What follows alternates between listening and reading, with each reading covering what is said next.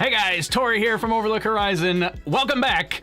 Happy New Year. Welcome to 2021. I almost said 2020. We're 2021. We're leaving 2020 behind us. And today we're here for the first orbital flight of 2021. Really have to check myself and make sure I'm saying that correctly. And we'll be good to go. Hopefully today. We had a little bit of a delay, but today they're launching Türksat 5A. 5A. So we've got a couple of other Türksats that have gone up in the past. Türksat's communication company. They also do television services, I believe, in Turkey. So that's what we're launching here. And we're live. It's January 7th, 2021. It's 8:45 p.m. Eastern Standard Time here on the East Coast of the United States, where I am located. In case you're watching the replay, I'll put timestamps in the description below in case you want to skip ahead throughout the video. But if you're here live, I'm glad you're here. We got a couple new things in store for you today. Maybe you noticed the new intro. A new intro today. Hopefully you like that.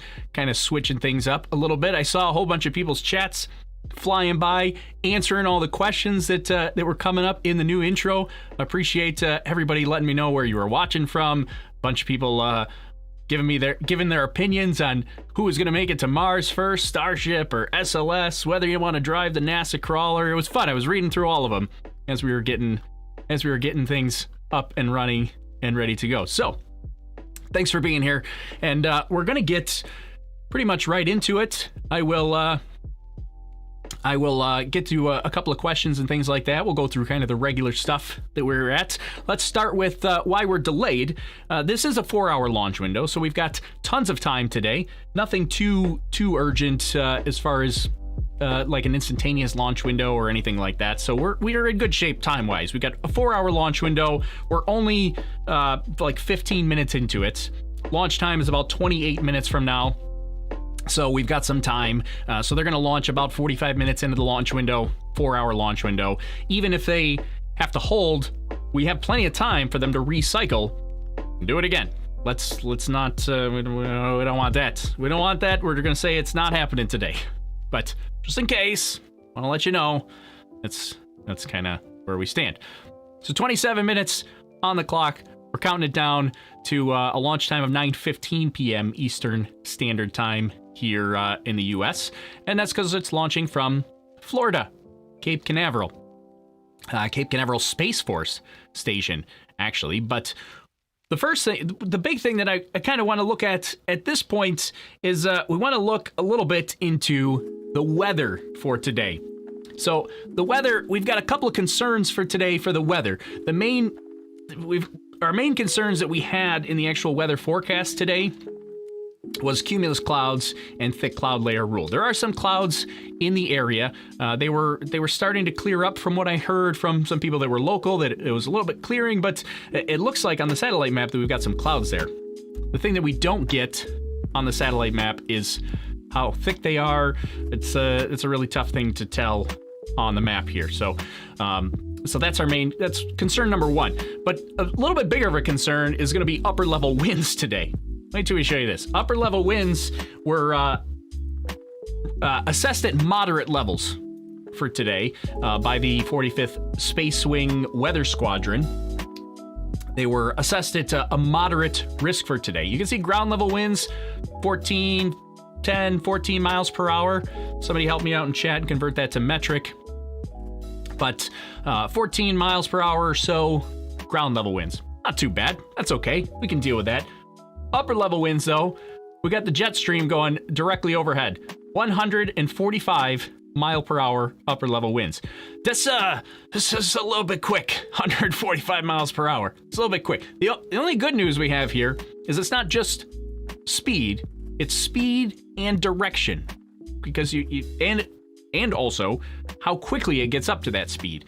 So what you really don't want is you don't want to go from low speed, then bam, high speeds. You don't want that. That's bad news. That's wind shear.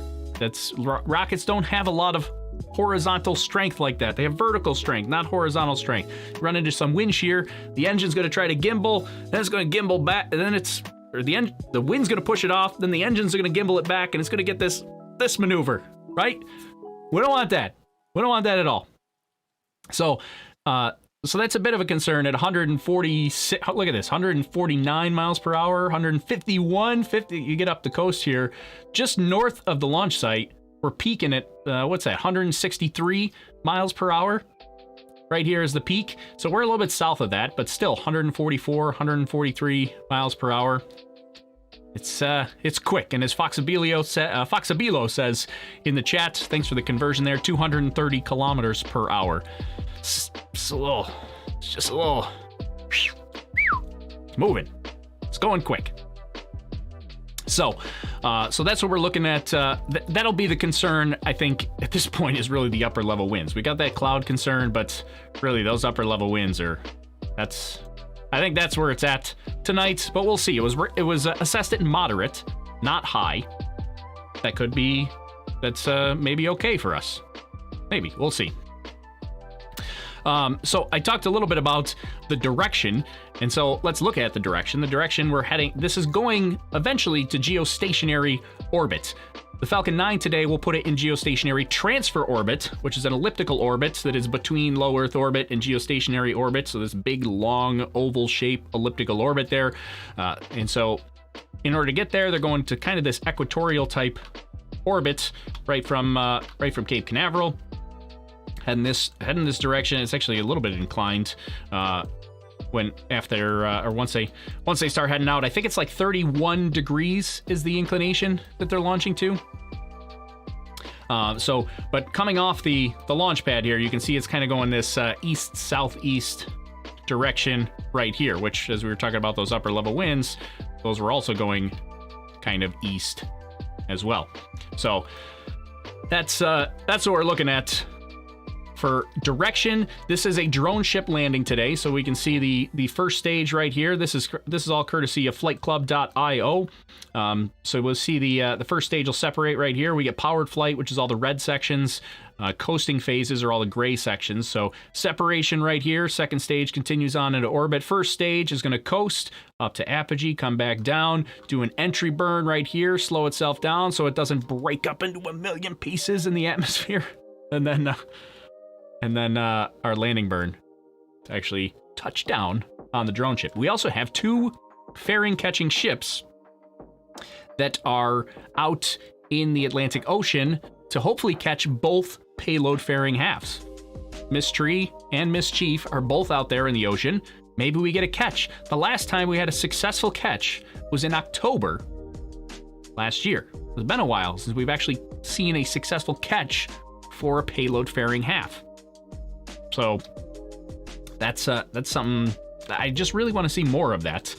We haven't seen a ton of that. It seems like they're getting better at it, but we haven't.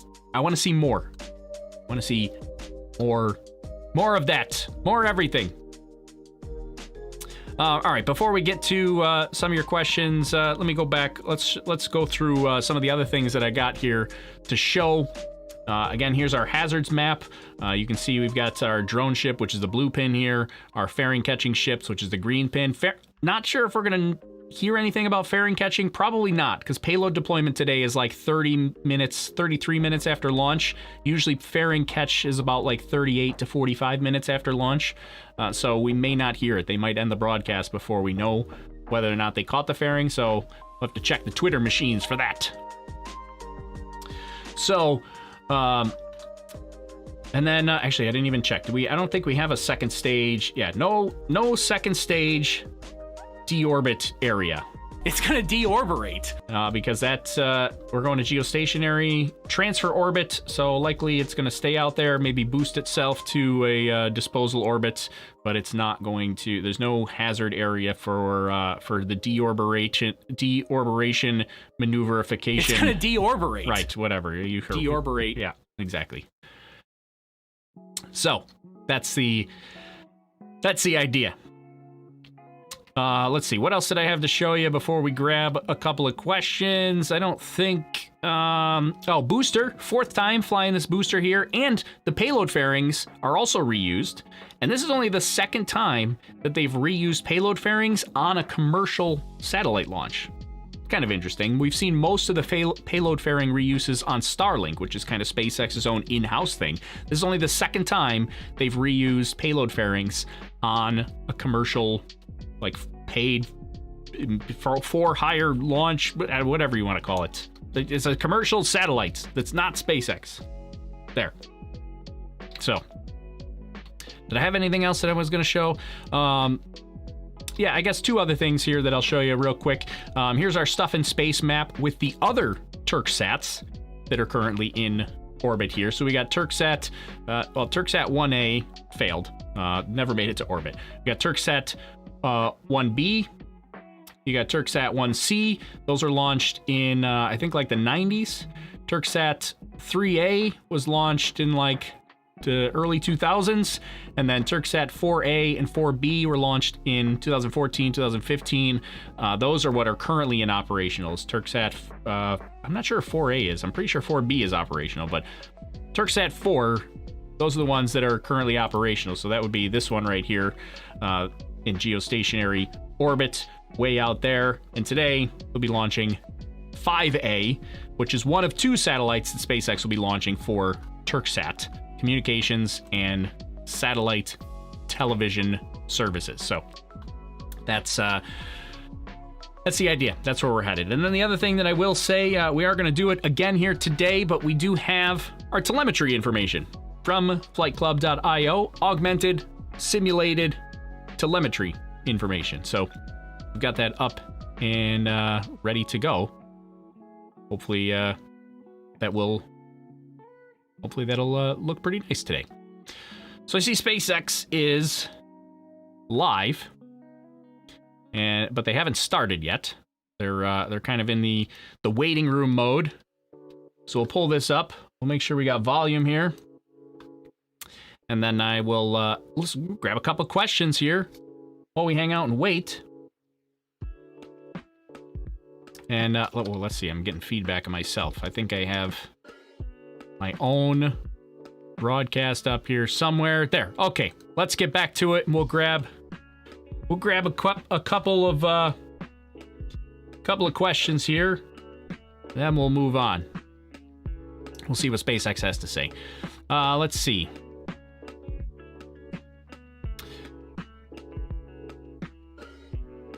Go back. I'm scrolling through a whole bunch. What percentage of chance do you think we'll have a launch tonight? Well, we were... Oh, I never showed that, but we are 70% chance go for the window tonight. So I'm going to stick with there. I haven't heard an updated probability of launch, so it sounds like we're about 70% go for tonight, which is good. It's sounding okay. And we have a long window, which is always good for launches. It's not good for watching launches, but it's good for actually getting the rocket off the ground on the day that you're trying to launch. There's never a guarantee it's going to launch at the time that you want to launch it at, but the big window means there's a good chance that it will actually launch today. Let's see. Not the usual background for the live streams. Yeah, I switched up the background a little bit. We switched up a couple of things here for the new year.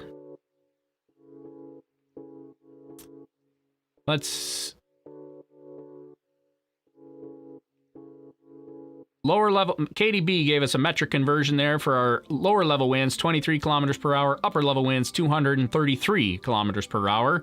Thanks for the conversion there, KDB. Appreciate it. Katie's one of our channel members. Thanks for your support, Katie. Where did you say you are right now? I'm in Rochester, New York. We're on the East Coast, so I'm not down there. We do this from Rochester, New York. Let's see. Hey, Steven Perez, thanks for the super chat. Steven says, I finally became a channel member a few weeks ago. I love your videos, and when you go live, you're the man, Tori. Well, thanks, Steven. You're the man. You're the man, Steven. Appreciate your support. Thank you very much. Let's grab a couple other. Looks like SpaceX is about to go live, so I'm going to try to grab some. I'll bounce in and out a little bit while they're live. I try not to talk over them too much, but what's the purpose of this specific mission? So this is a communication satellite for a communications company, which is a television provider. So likely, I don't specifically know exactly what they're doing with it, but I believe it's to service their television customers. So I'm pretty sure this is a satellite TV system for Türksat, which is a company that's based in Turkey.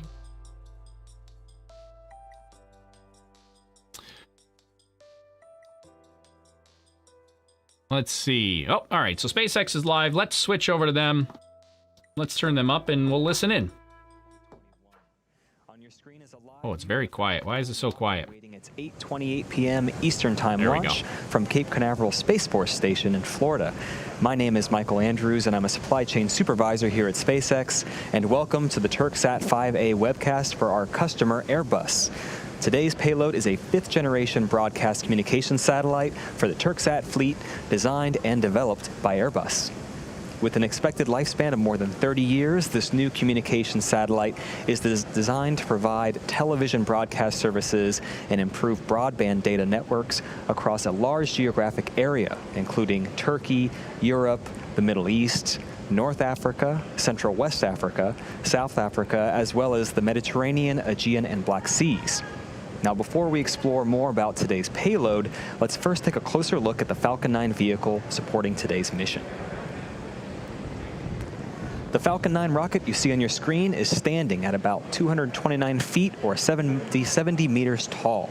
And the bottom 2/3 of that vehicle is what we call the first stage. Now, while this is the first launch of 2021, today's booster is taking flight for its 4th time. It previously supported the GPS-3 Service Vehicle 3 mission in July 2020, as well as 2 Starlink missions, one in September 2020 and one a month later in October 2020.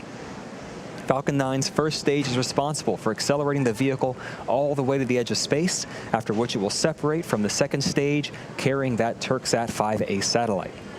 And once separation is complete, we will attempt to recover the first stage on our drone ship for the 4th time. That drone ship you can see on your screen, known as Just Read the Instructions, it is a drone ship currently there. holding position in the Atlantic Ocean a couple hundred miles off the coast of Florida. And if we stick that landing today, for those of you keeping score, it's going to be SpaceX's overall 71st successful booster recovery. 71. Now, after the first and second stage separate, the second stage will ignite its single Merlin vacuum or MVAC engine to carry the Türksat 5A satellite to a geostationary orbit. And at the very top, above the second stage, at the top of the rocket, you see a nose cone-shaped object. We call this particular assembly the payload fairing. It's 17 feet in diameter, 43 feet tall. It's 5 meters diameter, 13 meters tall. And this fairing houses today's satellite. Now, to transport the satellite safely, the fairing is designed to protect the satellite from aerodynamic heating, loads, and any kind of atmospheric contamination during ascent. And once we get through the Earth's atmosphere and reach the vacuum of space, the payload will no longer need this protection. We're then going to jettison the fairing halves so we don't have to carry around that extra weight, and the second stage will continue with the satellite to its targeted drop-off orbit for deployment. Both fairing halves were used during today's mission. They've been flown for the 2nd time each. One half previously flew on the July 2020 Anasis 2 mission, and the other previously flew on that June 2020 GPS-3 Service Vehicle 3 mission. And following the deployment of today's payload, we'll attempt to only catch one fairing half in the air with our recovery vessel, Miss Chief. Only one while catch. Miss Tree, the other vessel, will retrieve the other through from the water, what we call a wet recovery. And the last piece of the mix here is that large gray structure next to Falcon 9. It's called the Transporter Erector. We call it the TE. The TE is used to roll out the Falcon 9 from the hangar to the launch pad, and it then raises the Falcon 9 to its vertical launch position. The TE also routes things like power, fluids, and communication to both the rocket and the satellite. Prior to the start of our webcast, the Falcon 9 team performed functional checkouts for today's satellite. At T-minus 38 minutes, the team conducted their electronic go, no-go poll, and they gave the okay to proceed into propellant load and launch. Now, to keep both stages of the vehicle cooled close to launch, the team at Cape Canaveral began loading propellant at T-minus 35 minutes. Since the second stage Merlin engine is very similar to those 9 first stage engines, they both use the same propellants. Our fuel is a refined form of kerosene, we call that RP1, and our oxidizer is super chilled liquid oxygen, which we call LOX. We chill that LOX to be as cold as we can get it, and it allows us to load more LOX in there because those oxygen molecules are super dense. Both of these factors give us better performance with the Merlin engines. This also helps us to avoid the need to continue topping it off, and it makes up for any losses due to boiling prior to liftoff. Now, at this point, the second stage is fully loaded with RP1, and the first stage will complete RP loading around T-minus 6 minutes. Also, at this time, liquid oxygen is loading onto both the first and second stages, and that'll continue to the last few minutes of the countdown. At T-minus 7 minutes, we begin our engine chill phase. The pre-valves between the first stage engine and the propellant tanks will open. That chills the engines. This is where we cool those turbo pumps in order to avoid thermal shocks when we start the pumps at just T-minus 2 seconds, and it helps us light the Merlin engines. Also, we're loading helium into storage vessels on the first and second stages. During flight, we pass this cold helium through heat exchangers on our Merlin engines. The heat of the gas generator exhaust warms this cold helium and expands it. This expanded helium gas is used to fill the empty volume in our fuel tanks, created by the engine pumps pulling propellant out of the first stage. Think of it like your car. We use gravity on a car to keep all the fuel near the bottom of the tank. Here in space, we need helium to push all that fuel towards our turbopumps. Now, let's take a moment to learn a bit more about our payload today. All right, they make... Weighing in at approximately 3.5 tons, the Türksat 5A satellite provides roughly 10 kilowatts of power. By way of its high reliability and design, this 5th generation satellite will serve as the fleet's first satellite to operate under an electric propulsion system. And as I mentioned earlier, the Türksat 5A communications satellite was designed by our customer Airbus to provide television services and improve broadband data networks to service areas covering Turkey, Europe, the Middle East, North, Central, West, and South Africa, as well as the Mediterranean, Aegean, and Black Seas. The satellite is scheduled to become fully operational sometime in the second quarter of this year. Now let's take a moment to learn more about what makes this communications satellite so unique.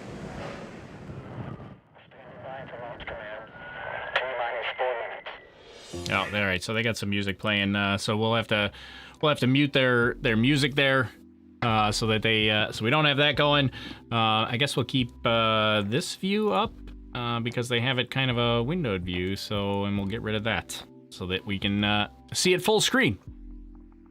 So we're getting close to it. So it looks like we got one payload fairing recovery catch attempt. Both will be recovered, but one is they're gonna try to catch in the net. The other one they're gonna try to pull out of the water. I missed it when he said it, but I think they said that Miss Tree was the one that was gonna recover out of the water, which is the one that also suffered the net rip way back in what was that, October, I think, right? So a couple other people are confused about the launch itself and where this is going. Falcon 9 is going to drop this off into geostationary transfer orbit, which is an elliptical orbit between low Earth orbit and geostationary orbit. The satellite itself is going to go to geostationary orbit with its own onboard electric propulsion system, which is kind of interesting. So let's see what else we had.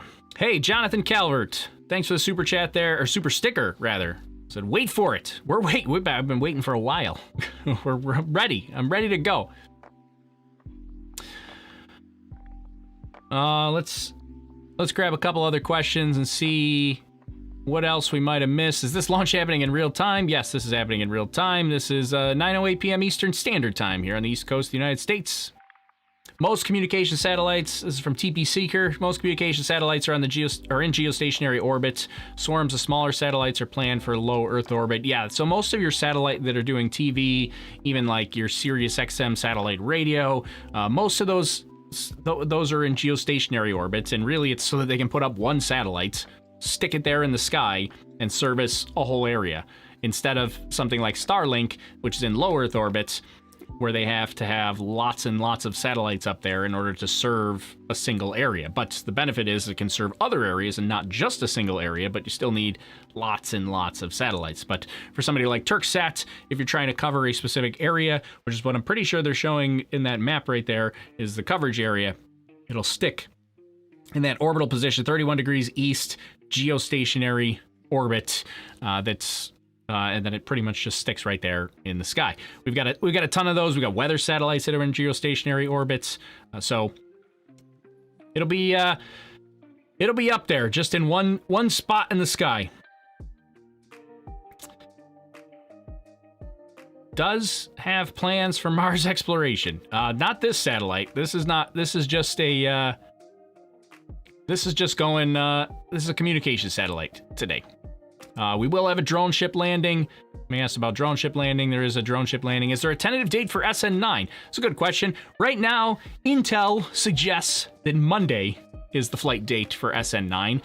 There is a NOTAM for Sunday, Monday, and Tuesday. So potentially Sunday, but the weather for Sunday isn't looking great. So for SN9, the Starship launch, we're thinking maybe Monday is the date that it's going to be. We're waiting on another static fire, which is probably going to be tomorrow. So another static fire tomorrow, and then probably launch on Monday. That's the latest intel for when Starship SN9 will go.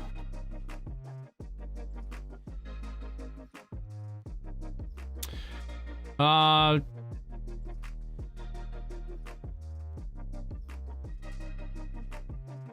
right, we'll turn this back up. I was trying to read some comments, but a couple of them I'm skipping over. To its pre-launch position. We may see in a few seconds here the arms cradling right under those fairings. Watch those open up. What's going to happen is that TE is going to retract about 2 degrees from the rocket from vertical. And Why you isn't can there... see right now those arms are opening up just slightly. In a few seconds, you'll see those arms back off as the TE retracts. Yeah, so here's strong back retraction. Somebody asked about SN7 for Starship. There was an SN7. It was a small test tank, just not a full size, but there was an SN7. The pad. At liftoff, it's going to move to a position 45 degrees from the rocket. Is this really happening? It's really happening. A little slowly there.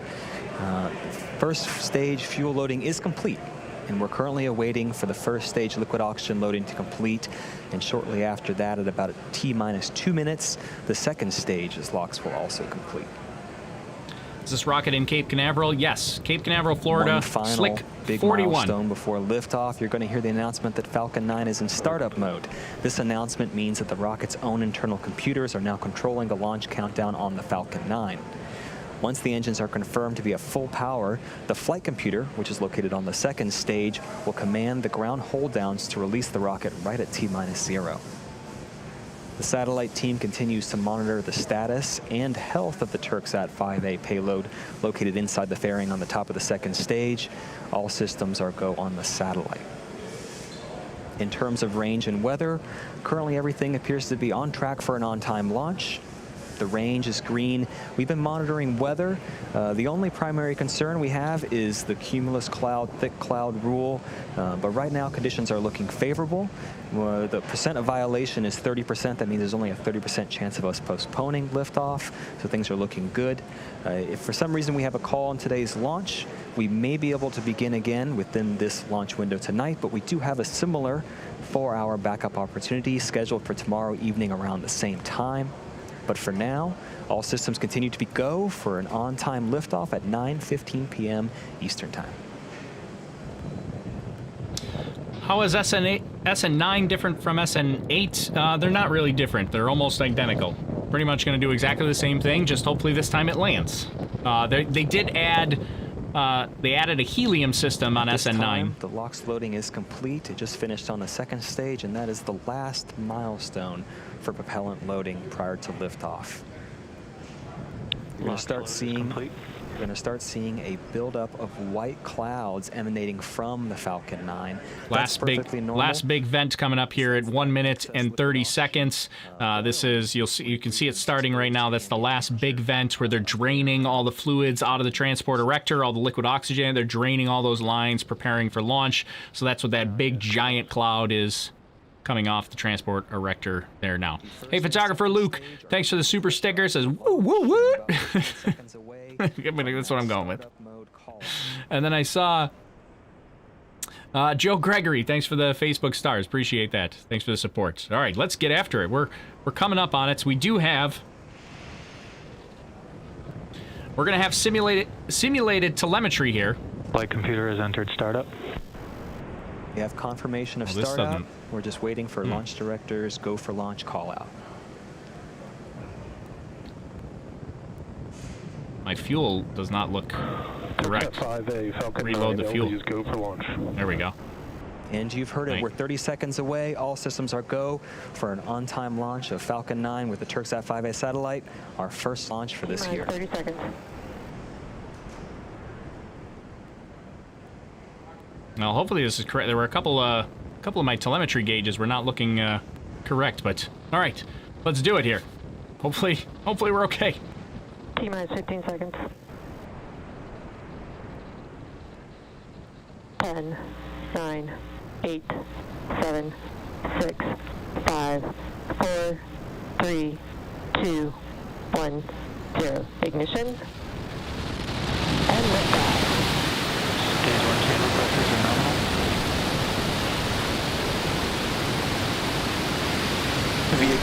Entering downrange.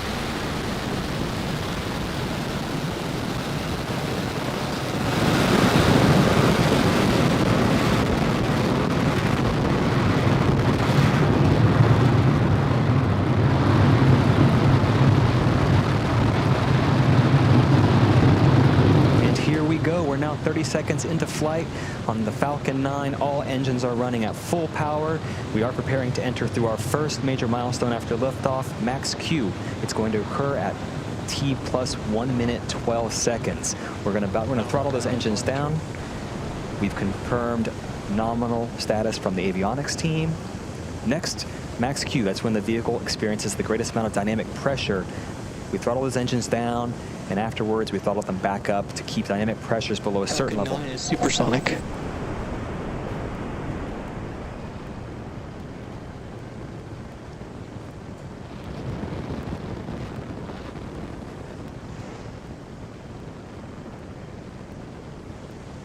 Max Q. Here's We max Q right successfully there. crossed the max Q threshold. Everything is looking good with the first stage's trajectory. Next, we're going to start our MVAC chill. This is going to help us prepare for the next 3 major events. They occur one after another. The first one, those 9 Merlin 1D engines are going to cut off. That's known as MECO, or main engine cutoff. Right after that, the first and second stage will separate, and then the Merlin vacuum engine on the second stage will turn on. That's known as SES-1. All right, so MECO's going to be about 2 minutes and 34 seconds. So we got about 34 seconds here now until main engine cutoff and separation. About 15 seconds away from throttling down those Merlin 1D engines, you'll start to see that visual change and that plume you see on the screen.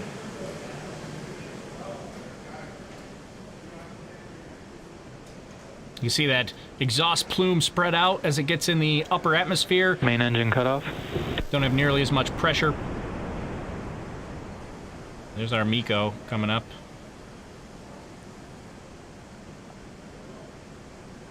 Right there. Stage separation confirmed.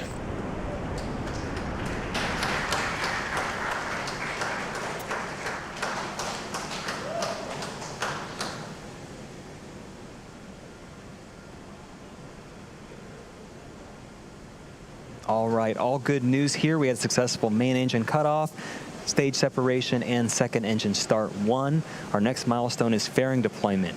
Those 2 fairing halves on the top of the second stage are no longer needed, and we'll jettison them to help expose the Türksat 5A satellite to space and attempt to recover those later on.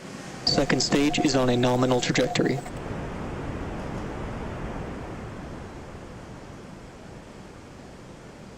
You can kind of see a little bit of lights on the left side of that screen, not too much though.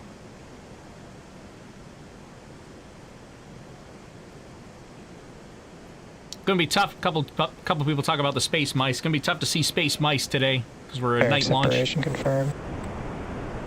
There's our payload fairing separation. And you saw there, we just jettisoned our 2 fairing halves. It's our first good view of Türksat 5A.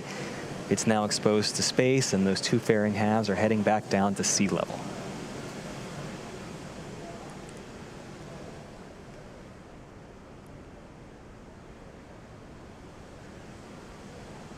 For those of you just joining, we're 4 minutes into flight on today's mission of carrying the Türksat 5A satellite to its intended orbit on the Falcon 9.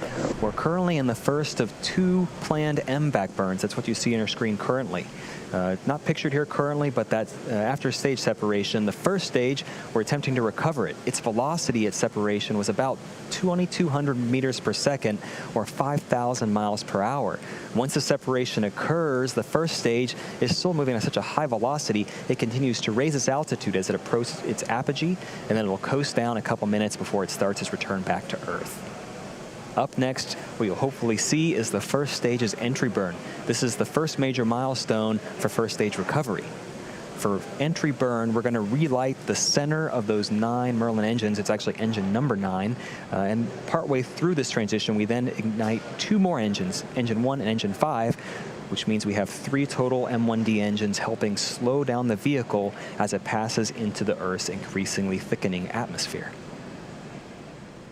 That burn will last about 30 seconds, and we're just about a minute away from that.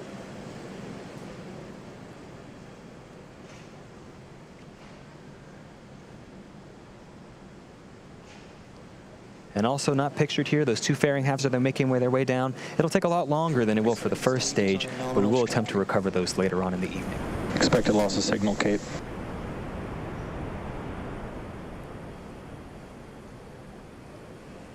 First stage is now less than 100 kilometers above sea level, continuing to make its way down.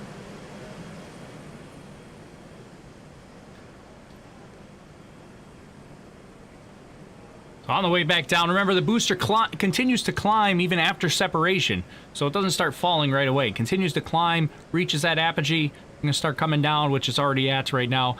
Coming Just down. 10 seconds away from entry burn. As you watch this here, watch that exhaust expand as it goes from one engine to three engines. It'll sort of elongate. There we go. Stage 1 entry burn startup. There's our entry burn. Starts with one, the other two come up. Entry burn has begun. All three engines are running currently.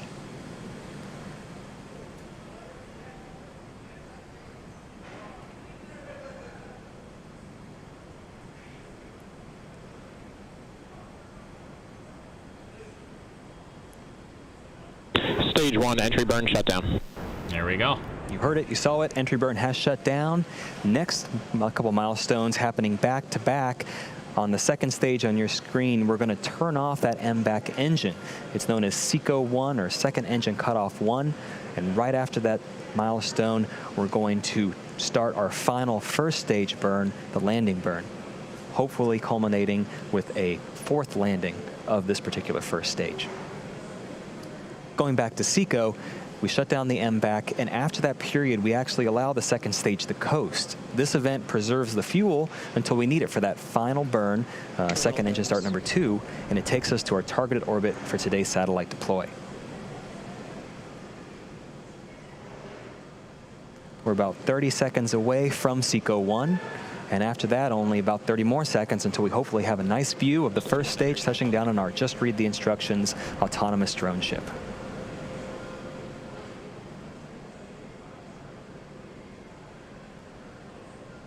Stage 2 FTS is saved.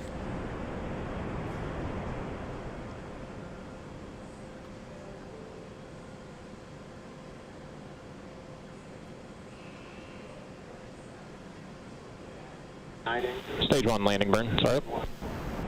Our landing burn has started. Our second engine is also cut off, as you can see. We're just awaiting confirmation of good orbital insertion. Are they going to show it to us? Oh, here it is. Come on, clean video. Give us some clean video. We want to see it. Sea level, you can see here the drone ship. It might cut out. We have confirmation Sometimes of it good orbit does. on the second stage, and Oh, yeah. Yeah, all right. looks like we have a good landing on the drone ship as well. This is SpaceX's 71st successful first stage recovery. This particular booster's fourth successful recovery, getting ready for its fifth flight in the future. That's our secondary mission, vehicle reusability, but our primary mission is not yet Look how much complete. fuel's left. There's almost nothing. The second stage nothing. vehicle has now entered its first coast phase and will last about 18 minutes. After that, we're going to light that MBAC engine for a second time shortly after at about T plus 26 minutes, 51 seconds. For those of you interested in keeping an eye on where that second stage is throughout the coast phase, you can follow along with our animation for the next 18 minutes. Otherwise, we'll see you back here at T plus 25 minutes. All right, so there we go. We've got, there's our landing, which also happened we had SECO in there as well. That's the second engine or single engine cutoff, which is basically the second stage cutoff was pretty much right about the time of the first stage landing as well. So we're in good shape. Things are good. Now we've got, at this point, we've got a coast phase for the next 18 or so minutes.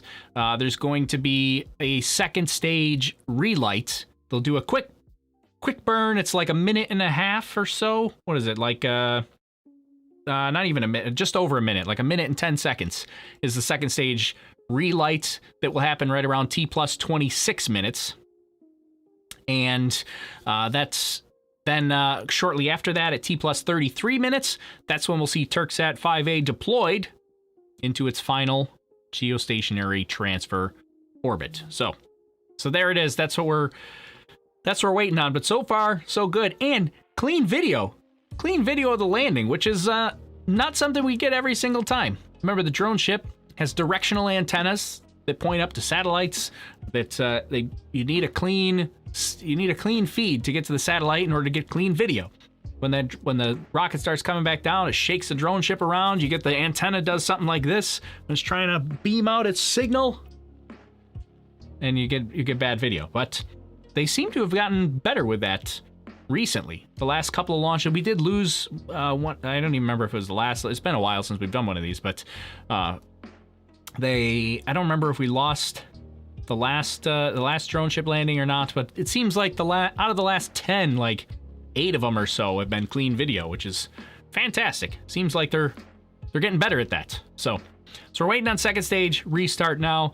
While we hang out, I will we'll grab a couple of questions here and we'll see what's happening. Hey, SC Edge 77, appreciate your channel. Thank you for breaking it all down as it happens, showing support.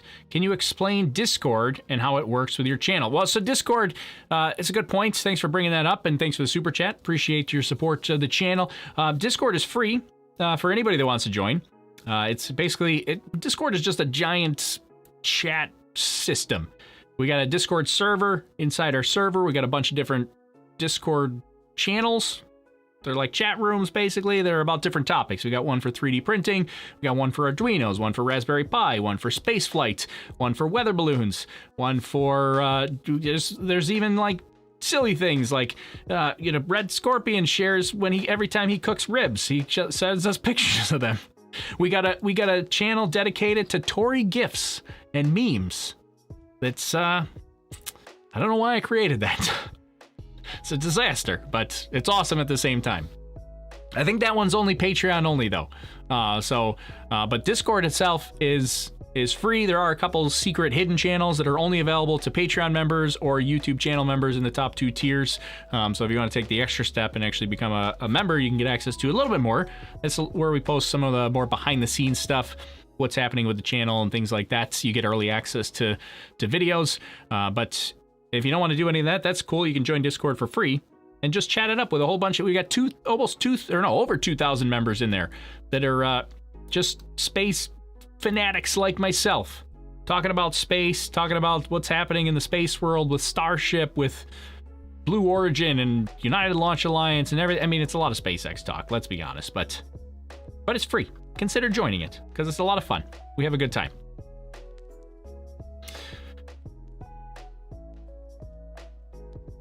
Let's see. How do they catch the cowling? I'm assuming you're talking about the payload fairing. How they catch it? They have steerable parachutes on the fairings. Each fairing half has its own parachutes, and they steer it towards a boat, which also steers towards the fairing itself as it's coming in. They've not been great at that. They've only caught it a couple of times. Most of the time, it lands in the water, and then they have to pluck it out of the water. But they do have. They're going to go for one catch attempt today. So there's 2 halves. One of them they're going to try to catch. The other one they're already planning to pick it up out of the water. So.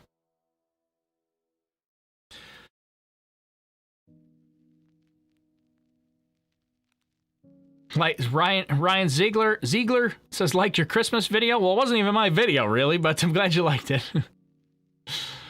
We need to go back to Florida. That's my buddy Chad Colby, also a YouTube channel member. Thanks, Chad. Says we need to go back to Florida. You know I have a plane, right? I know. I'm ready.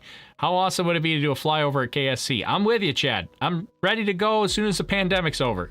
We're going down. I'm all for it. Can you make a video about APRS tracking with Raspberry Pi? Yeah, we might do something like that. That could be kind of cool.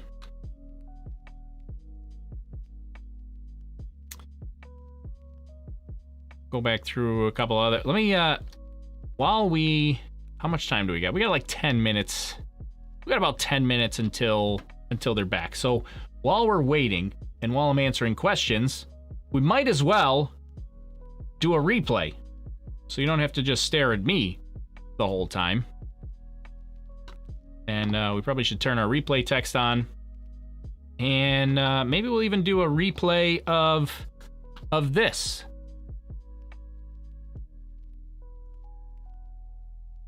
We'll put the telemetry on replay as well. So there we go. I probably should have turned up the volume sooner. I'm gonna turn it down so I can talk over it. But I've been a little bit, just a smidge disappointed in the pad mics recently. I don't know what it is. They've had in the past some really awesome pad mics that, like, you could play over your surround sound system, you could shake the neighbor's house, and it sounded fantastic. But I don't know, the last couple of launches, for some reason, the pad mics are still there. Just seems like the audio quality coming through the stream is just not as, it's not what I want it to be. It's not quite there, but we're still getting it. So I guess we'll be grateful for that. Let's see. Oh, why are we getting some lag here now? What happened? Why is it? I don't know why it's lagging on me.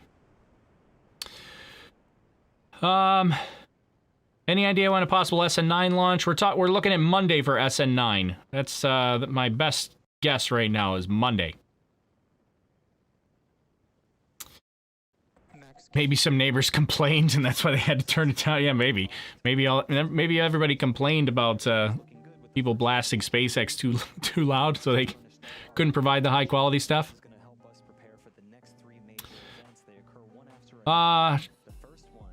Should be able to return the second stage possibly the same way as Starship.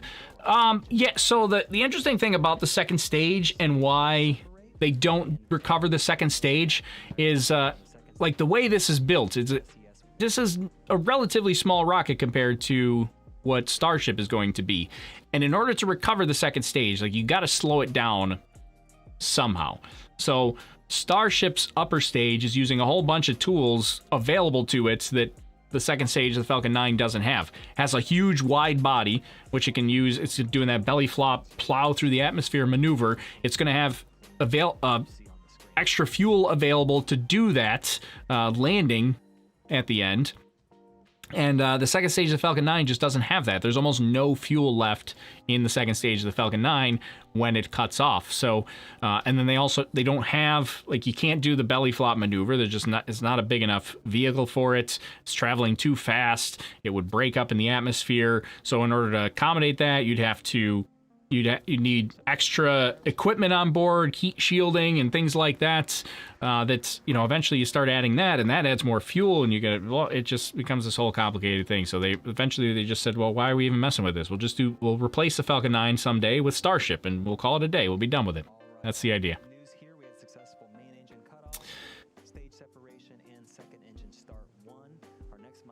Will there be video of them catching the payload fairing? Maybe. But probably not, because usually that happens at like T plus 38 minutes, and our payload deployment today for the satellite is T plus 33 minutes, which they usually end the broadcast after payload deployment, so we probably will not see a catch attempt today. Maybe we can squeeze it out, but I'm not expecting to see any video, at least not on the webcast, maybe on Twitter. Maybe on Twitter.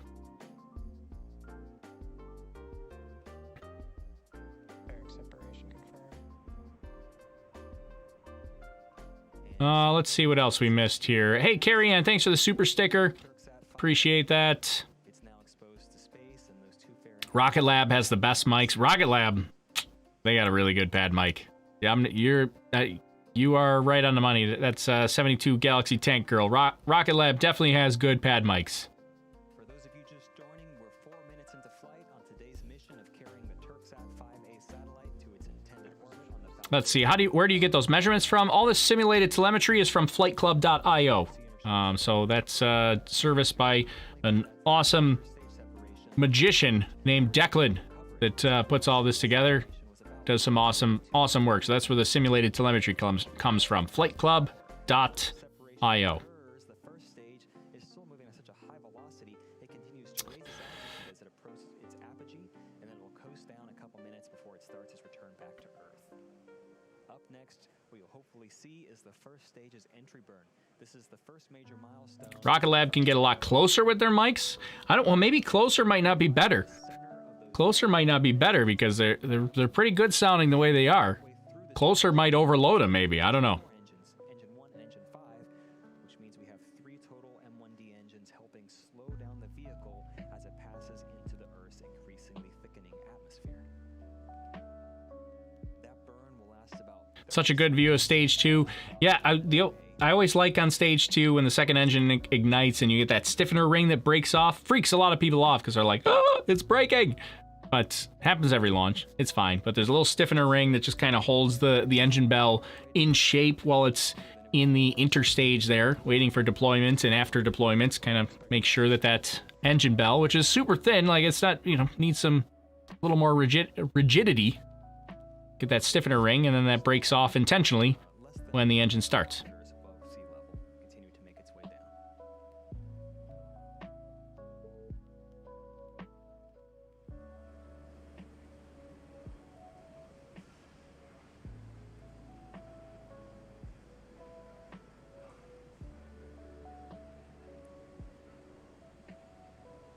Just 10 seconds away from entry burn. As you watch this here, So our watch entry burn. that Keep an eye on. exhaust expand as it goes from 1 engine to 3 engines. It'll sort of elongate. Yeah, you can see the engine start up Stage 1 entry burn in the startup. bottom left there.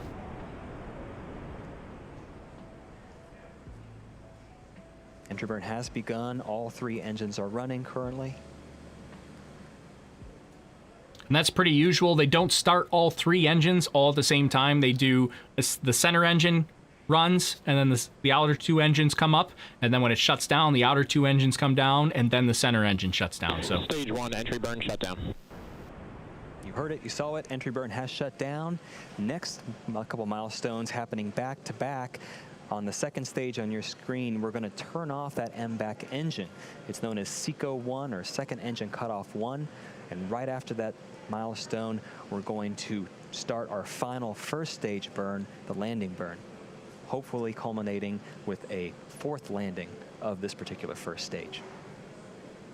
Going back to SECO, we shut down the MBAC, and after that period, we actually allow the second stage to coast. This event preserves the fuel until we need it for that final burn, second engine start number 2, and it takes us to our targeted orbit for today's satellite deploy.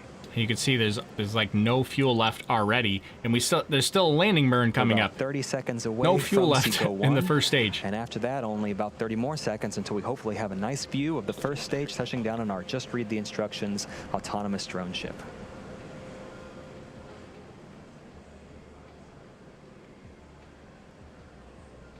Stage 2 FTS is saved. And I meant to mention earlier, I saw Gilles, guy, I don't know about Lachance. This looks like a French name, which I'm going to just butcher. Gilles Lachance became a channel member. Our landing burn Thanks has for your started. support. Our I'm sorry to second engine is butcher your also name. cut off, as you can see. We're just awaiting confirmation of good orbital insertion. So there's our second stage cutoff, and then we're already into landing burn here. And back on And the sea clean level, you video. can see here the drone ship. Look at this. We have I watched confirmation this of a good million orbit on the times. second stage, and Got a little pixelated, a little shaky on the antenna, but boom, looks right like in we there. have a good landing on Love it. on the drone ship as well. This is SpaceX's 71st successful first stage recovery. This particular booster's 4th successful recovery, getting ready for its 5th flight in the future. All right, now we're gonna switch. Oh, hello. We're gonna switch back to live here now, because that's gonna bring us almost right to it. So we'll let's reset our telemetry here, and we're getting ready for SpaceX to come back at this point. So we're in a coast phase here now. That we're waiting for that second stage restart, which is going to happen about 26 minutes and 51 seconds. So we're only about 2 minutes away from that. So we're coming up pretty close to when we're going to see that second stage restart to get it into its final deployment orbit. Not its final operational orbit, but final deployment orbit, where the Falcon 9's job will be done and it'll drop it off. So, oh, and there they are. They're back. designed and developed by Airbus. Let's recap what's happened so far this evening. We had a smooth liftoff at 9:15 p.m. Eastern Time. 2.5 minutes later, our first and second stages successfully separated. The first stage made its fourth flight and its fourth landing on our drone ship. Just read the instructions. The second stage completed its first burn and successfully inserted today's payload and second stage into their planned parking orbit where they're currently at now. Now we're coming up on the second burn of that upper stage engine in a little more than 60 seconds. Currently, the flight computer is commanding the settling thrusters to turn on and off, and it releases nitrogen gas that helps lightly push the stage and allows propellant to stay at the bottom of the tank above the engine. One thing to mention here is that the ground station over Gabon at the minute is down, so we won't be able to provide any visual views or have any confirmation of when exactly that second engine start occurs and when it ends. Oh, we'll tell you when those are expected to occur, and after our next coast phase, we'll come back and confirm how those events went and if we're in a nominal orbit. Shit. I'm gonna butcher it. You can make me butcher your name again. Gilles Lachance. I am into hockey, and all my French hockey friends are gonna be very upset that I can't pronounce your name correctly, but I'm sorry. I always struggle with that. So we should be coming up here on our second stage restart in about 5 seconds. 5 seconds. Be second stage restart. Let's actually switch over to maybe this one. I don't know if Flight Club is going to show us. Currently, we do expect for that second engine start, SES-2 to occur. At this point, the nominal burn duration is 70 seconds. Currently, that second stage is traveling almost 8,000 meters per second. This burn is going to add another 2,000 meters per second to the Falcon 9 speed before it shuts down for a second time. This shutdown event called SECO-2, which is hopefully 45 seconds from now. That stands for second engine cutoff number 2. This burn places the Türksat 5A satellite into the required orbit prior to separating it from Falcon 9.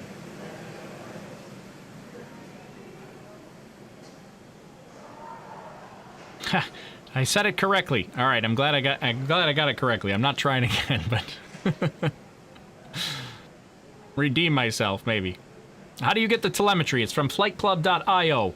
It's simulated telemetry. Declan over at Flight Club is a math magician, and he's calculated all the telemetry information. There's all kinds of graphs and stuff like that over on flightclub.io that you can look at and really geek out over. At this point, we expect for a second engine cutoff 2 to occur.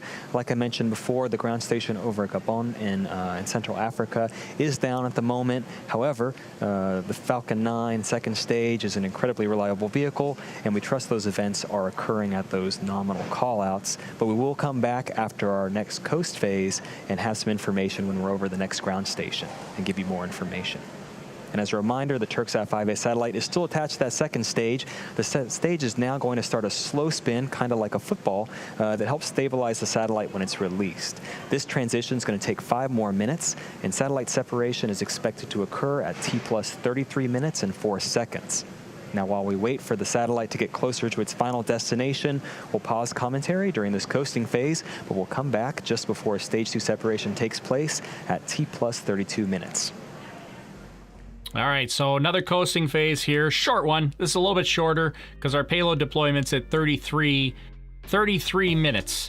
So interesting, though, we don't have any sort of confirmation at all. So the ground tracking station, where we would normally get this, is apparently down right now. So it's completely flying on its own, which is okay. That's pretty much what it does anyways, but the ground stations can monitor that and see what's actually happening. Not today. They have no idea if it's working or not, and they're just waiting to see if it until they get to the next ground station. So we gotta wait and find out. Hopefully, when it reaches the next ground station, we'll find out whether or not that burn worked. But no reason to believe it wouldn't. I don't think they've ever had any issues really with second stage burning on the Falcon 9, at least. So yeah, we've got our second stage burn and cutoff, Did I say second stage landing? I don't know. I'm talking too fast. But second stage burn, second stage cutoff, and now we're waiting on payload deployment, which is going to happen at 33 minutes, and then that'll be it. That's going to be all she wrote, and that'll be it for today. I'll take just a quick minute. We mentioned it a few minutes ago, but I'll mention it once more. If you want to continue the conversation for stuff like this, even after the broadcast, consider joining our Discord server. It's free. There's no cost to it. You jump on Discord, chat it up with us, hang out, talk space, talk about SpaceX and Blue Origin, and even other stuff. 3D printing, Arduinos, Raspberry Pis, all that kind of stuff. We like to have some fun over there, so consider joining Discord. That's where you can find me in between launches as well. And it's free, and I'll drop a link in the chat for you as well, or at least our friendly Nightbot will drop a link in the chat for you. And if you want to take the extra step and you want to maybe get some access to behind the scenes stuff or early access to some of our videos, you can consider becoming a Patreon member or a YouTube channel member. Help support the channel. It all goes directly back into what we do here, and just helps make the broadcasts go a little better. So anyways, but if you don't want to do any of that, that's cool too. I understand. I'm just happy you're here watching with us and having a good time, because that's really why we do it, is just to hang out and have a good time and watch some rockets, right? Right. Okay. What's the difference between the two donation platforms? Patreon and YouTube, I mean, there's really not much of a difference. YouTube is probably easier to join, but they take a bigger cut. Patreon is another website you have to go to and create an account, so some people don't like to do that, but it's generally better for creators because they're much smaller. They take a smaller chunk out of it, but yeah, whatever's easiest for you if you're considering it, but don't feel any pressure. It's not mandatory. All right, let's go. Let's see what else we've got. Oh, a couple people asking about the colors of the paths. Yeah, usually they have a blue path that shows the intended direction, like after they do their orbital burns. Usually they get a blue path on there that shows that path, and the gray is what they're currently on. We're actually not spinning the second stage of this mission, but unfortunately I can confirm we had a good orbit after our second engine start, which is great news. If you're just joining us, we have more and more major milestone coming up in about 10 seconds. That's the deployment of the Türksat 5A satellite.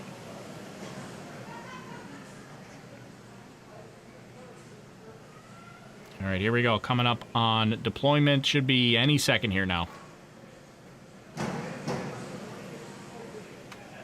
Payload deploy confirms. There it is. And you can see it. We have confirmation of successful payload separation of the Türksat 5A satellite, and that will now bring today's webcast coverage to a close. Before we go, we really want to thank Airbus, our customer, for entrusting us with the Türksat 5A satellite. This mission marked the 4th launch and landing for this Falcon 9 booster. It was also SpaceX's 71st successful booster landing, as well as SpaceX's 50th time for flying a reflown booster. Also, it's our first launch for 2021. To the range and the FAA, we appreciate having your support and acceptance for today's mission. And to all of our viewers, you, as always, thank you for tuning in, and have a great evening. All right, there it is. That's it for SpaceX here. That really jumped off the... I'm going to back up just a minute, because that really jumped off the top of the rocket there. That deployment. Look how fast it comes off. They usually come off just a little bit slower than that. But this kind of jumped right off of there.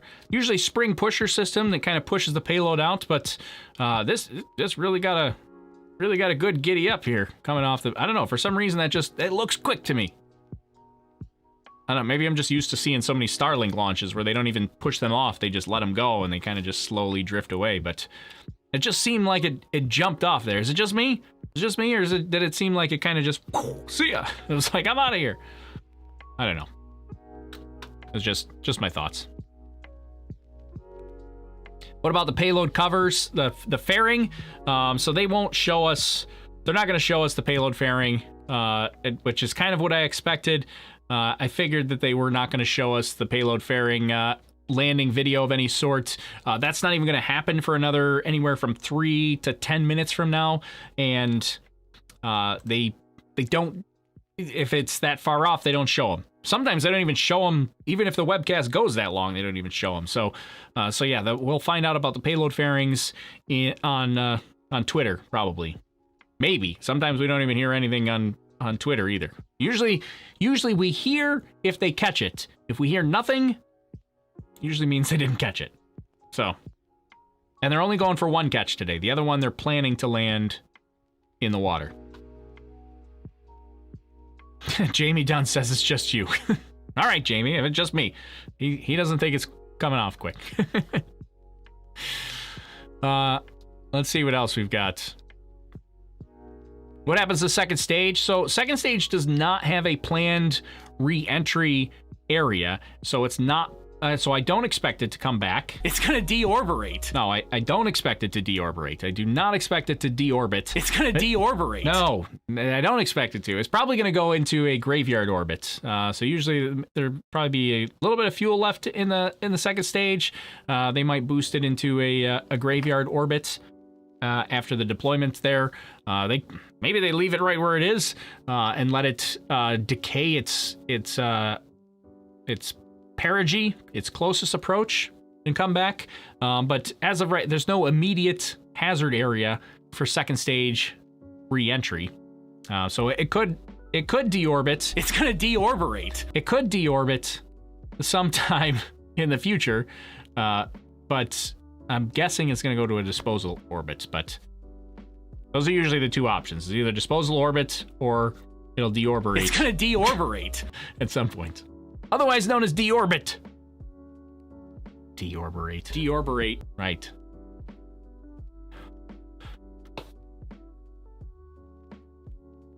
Can a weather balloon get to orbital? No, a weather balloon can't go orbital. Remember, to get to space, you go up. To stay in space, you have to go sideways. Very fast. Very fast. We're talking like 17,000 miles per hour. 20-something thousand kilometers per hour. Gotta go fast, sideways. Can't get a weather balloon to go that quick.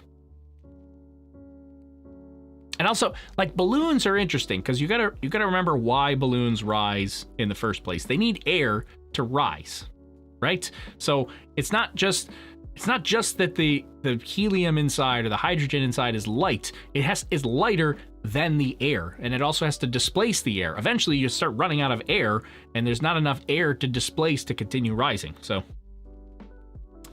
yeah, eventually they stop rising.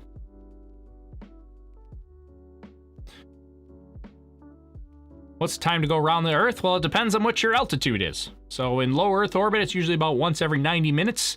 But in something like geostationary orbit, to get around the Earth, it's once every 24 hours, which is why it's geostationary, because it goes around one time in exactly the same amount of time it takes the Earth to go around one time. That's how geostationary works. The satellite and the Earth go around at the exact same rate. So geostationary, it's once around every 24 hours. Low Earth orbit, once around every 90 minutes. Medium Earth orbit, which is where like your GPS satellites are, that's once around like every 12 hours. So,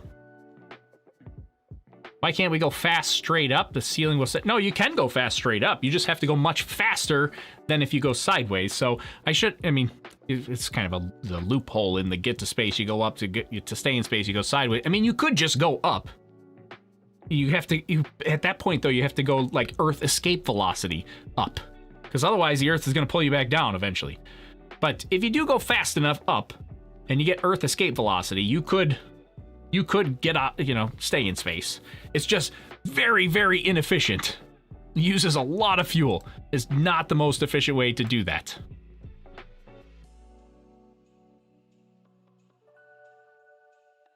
Let's see. Do you have a sound pad or something that's playing the deorbit?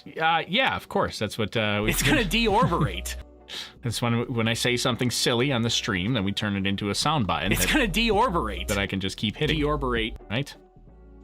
That's exactly what we do. Lobster Fest is on. Right.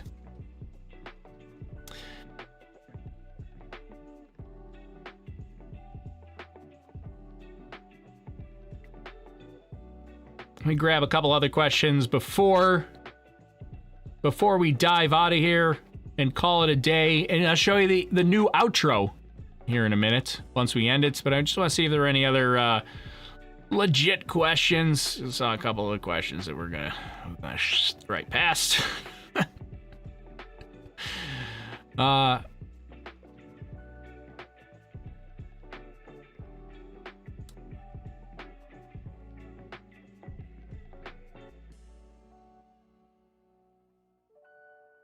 T-Life just did Türksat 5A and Kerbal Space Program. That's awesome. Sounds like fun. I'm not going to do Kerbal today, but sometimes we do it here. What's this show about? I don't know, really. I don't know. I don't know. We come here, we watch rockets, we laugh, we make silly sounds come over the... That is improper staging over the audio. I don't know. I don't know what we're doing. Does anybody know who's in charge here?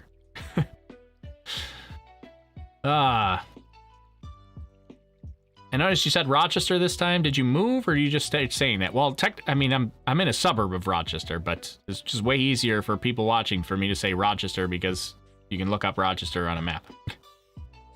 Rochester, New York. That's where the studio is located here.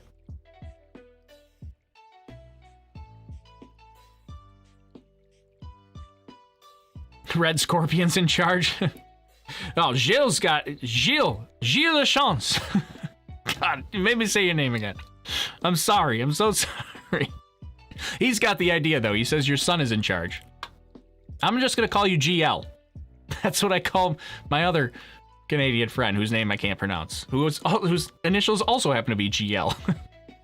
I just call him GL. So that's what I'm calling you, GL. So when I say GL, when you're on the channel, you know I'm talking to you. But yes, as he's pointed out, he said my son is in charge. My son, who did a Christmas video right before Christmas. Yeah, he's in charge, and everybody's already petitioning for him to take over the channel.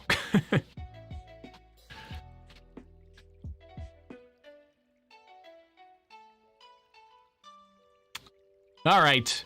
Well, I think we pretty much covered it all.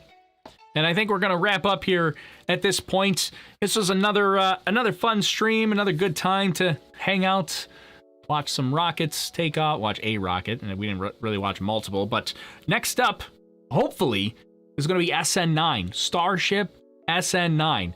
Another crazy flight of the Starship prototype. Like, I still haven't gotten over SN8, and we're ready to go to SN9 already? Like, come on. This will be fun, and hopefully they can stick the landing. So on SN9, basically the only thing they changed is they added a helium pressurization system to the header tanks. They were not planning to do that because ideally they want to be able to pressurize the tanks with the gases themselves that are in it. That way you don't have to also bring helium. Because remember, the Starship's design is to go to Mars. You can't get helium on Mars. So you need something that's you can generate on Mars. That's why it's fueled by methane and liquid oxygen. Those, in theory, you could generate on Mars and refuel the rocket. Helium, a little harder. So they don't want to have to do that. But for now, it sounds like they're adding helium so that they can at least progress the developments, and they're kind of putting that on the back burner, saying, okay, we need to fix that, but we're going to put the Band-Aid on it right now, stop the bleeding, this will let us land it and continue on, and then we'll figure out what to do with the helium thing later, sometime. So that'll be exciting. Hopefully we get a landing. And they're planning, well, we don't exactly know what they're planning, but our best intel says Monday. We're thinking Monday that we might have a Starship flight. And I should say, asterisk, no earlier than Monday. If it doesn't happen Monday, don't at me. I don't know. It's just a guess. But we're thinking Monday. All right. What happened to the landing site where the rocket crashed? The SN8 rocket, they repaired it. They had to repair all the concrete and fix it, and that's already done. Done. What else?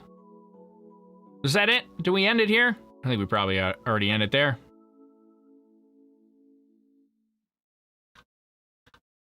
Yeah, so, all right, so the next, Stephen Perez says, when's the next live? It'll probably be Starship is the next live.